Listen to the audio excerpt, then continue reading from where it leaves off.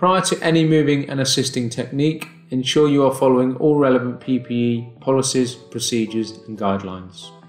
Make sure you have read and understood the individual's care plan and that the equipment you are planning to use is suitable and safe for the individual. Prior to using any piece of equipment, ensure you are making the appropriate safety checks. This could include the Lola service date, the safe working load, the wheels can run freely and the battery has some charge. We check all slings prior to use for rips, tears, frays and to ensure it's suitable for the task in hand and for the individual.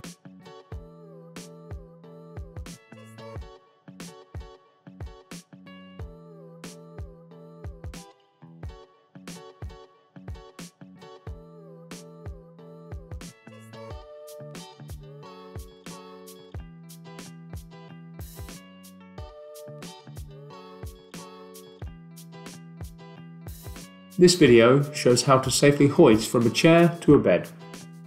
This technique can also be used to assist a client to a wheelchair, etc. To put the sling in behind the individual, we ask the client to put both hands on either arm of the chair, or we can assist by using the cradling technique as shown in another video.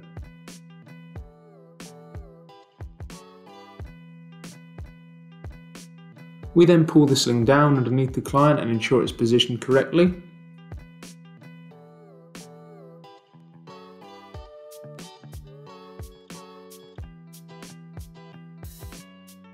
To ensure the sling is positioned under the client's legs, one of the staff members will kneel on the floor, as the video shows, and assist the client's feet onto their knees.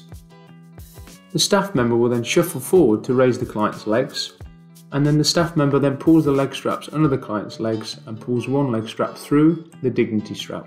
This will ensure the client's legs will remain together during the transfer. The leg straps are then pulled through the loops, and the staff member can then assist the client's feet back to the floor.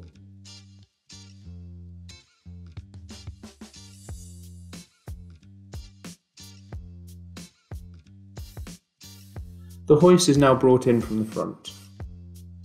Whilst the hoist is brought forward, the other staff member must hold the spreader bar to prevent any injury. At this stage, the brakes can be applied to avoid the hoist moving when attaching the sling.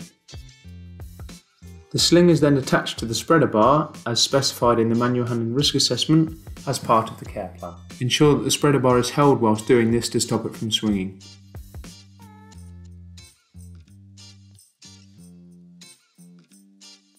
Double check the sling's loops, attachments and ensure they have been secured correctly onto the spreader bar. Check the sling is still fitted correctly. The top of the sling needs to be by the shoulders and the bottom of the sling to be positioned by the coccyx.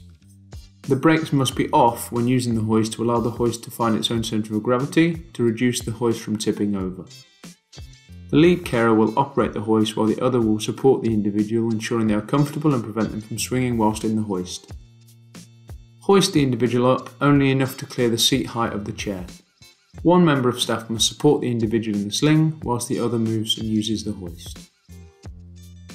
Approach the bed from the closest side or the side that's closest to the chair and then open the hoist legs. One member of staff must operate the hoist while the other should have hold of the sling to minimise the sling swinging. As soon as the individual is placed over the bed, a member of staff must hold the spreader bar and watch the hoist while the other ensures that the individual is comfortable and is in a correct position. It's advisable to raise the bed whilst the hoist is being lowered to ensure the area where the client's head will be is raised to ensure they aren't laid flat. This will avoid any injury to their neck or their back.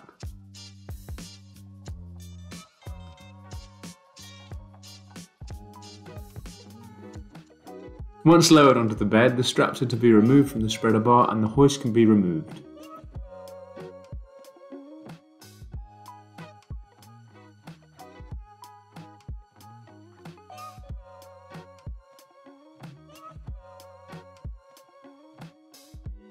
Ensure the bed is at a suitable height.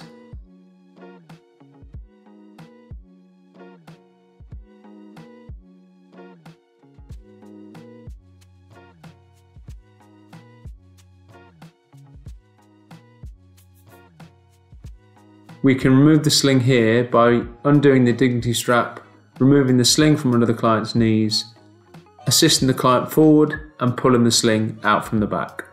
Ensure the resident is comfortable and the bed is at the lowest point before leaving.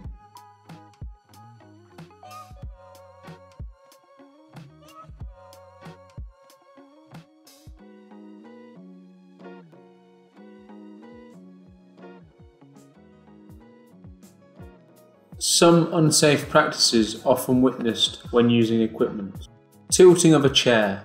We should never allow the chair to tilt when carrying out a manual handling or moving an assisting manoeuvre, as this can cause injury to the individual if the chair were to fall backwards or if the legs were to slip.